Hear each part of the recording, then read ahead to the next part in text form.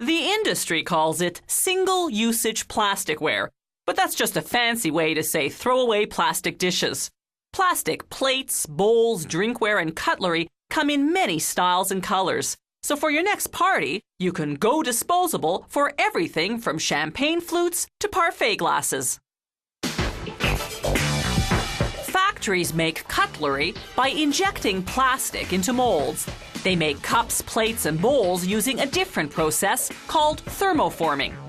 Before the forming phase can begin, an automated system loads polystyrene pellets into a machine called an extruder, adding pigments for colored plastic. The extruder heats the pellets until they melt, then forces the molten plastic through a die to shape a hard plastic sheet about 2 millimeters thick. They use molds to form this continuous sheet into plastic cups. First, the sheet passes through a 3-meter-long oven that heats the hard plastic until it becomes malleable. Then it enters the thermoforming machine, which simultaneously pushes and vacuums the sheet into the mold cavities, forming row after row of cups. The entire process takes just 3 seconds. The cups then travel to the trimmer, which uses a die to cut them off the sheet. The machine grinds up the leftover plastic and remelts it into new sheets, so there's no loss of material whatsoever. The trimmer feeds the cups directly to a machine that stacks them, then feeds them to a conveyor belt in one long line. The conveyor transports them to a machine called the lip roller, which reheats the cups just enough to make the plastic flexible. Then, as we see here in slow motion, it folds the rim over, forming a rounded lip.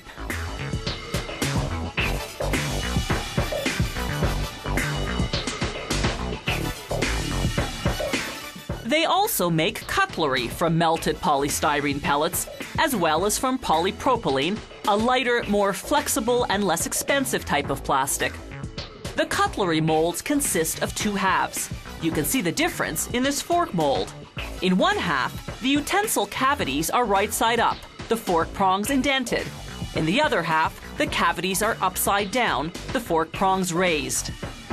A plastic injection machine melts the pellets and injects the molten plastic into the mold. A built-in cooling system solidifies the form in about 10 seconds.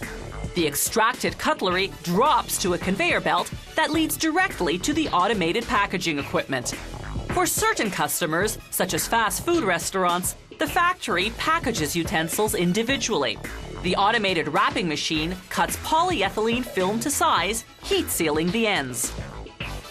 This factory also uses polypropylene pellets to make straws. The black beads are pigments to color the plastic. An extruder, a different one this time, melts the pellets, then forces the molten plastic through a circle-shaped die. As the long, continuous straw exits the extruder, it cools and hardens in a tank of chilled water. As it leaves the tank, a knife chops it into individual straws. They fall onto a conveyor belt, which transports them to the packaging line. Just like the forks, these straws will also be individually wrapped, but in paper, not plastic film.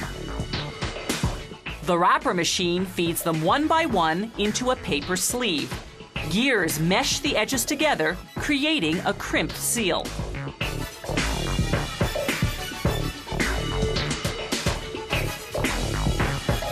The dies on this machine turn ordinary straws into flexible ones by forming a corrugated section that lets you bend the top of the straw toward your mouth. The machine compresses the corrugation to preserve the shape. Back to the plastic cups now. This factory can print customized designs in up to 6 colors applied simultaneously.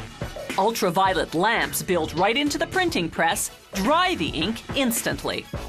Polystyrene is naturally transparent, but combining 2 grades of polystyrene creates plasticware that's semi-opaque and also highly flexible.